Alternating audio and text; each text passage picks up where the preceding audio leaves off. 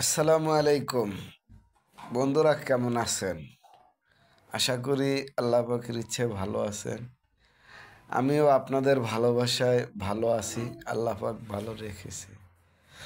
বন্ধুরা, আজকে আপনাদের মাঝে আসলাম একটা কথা নিয়ে।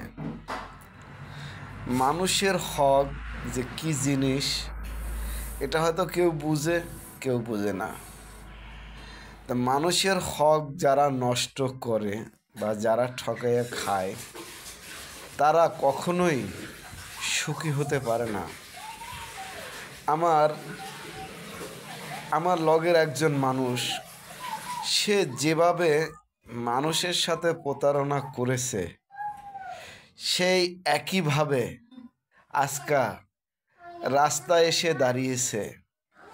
তাই আমি বুঝলাম যে মানুষের হক নষ্ট করা ঠিক না, আর হক নষ্ট করতে হয় না। আর রিজিকের মালিক আল্লাহ, রিজিক দেওয়ার মালিকও আল্লাহ। তো যারা মানুষের হক নষ্ট করে বা মানুষের সাথে দুই নাম্বারি করে, যারা মানুষের সাথে খারাপই করে, তারা কখনোই সফল হতে পারে না। আর আজকে নিজের চোখে দেখে প্রমাণ হয়ে গেল যে মানুষের হক বা মানুষের সাথে ছলচাতুরি করতে হয় না।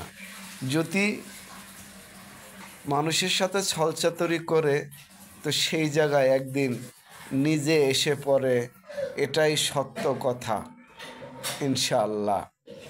বন্ধুরা, আমার কথাগুলো আপনাদের কাছে কেমন লাগে জানাবেন কমেন্টে।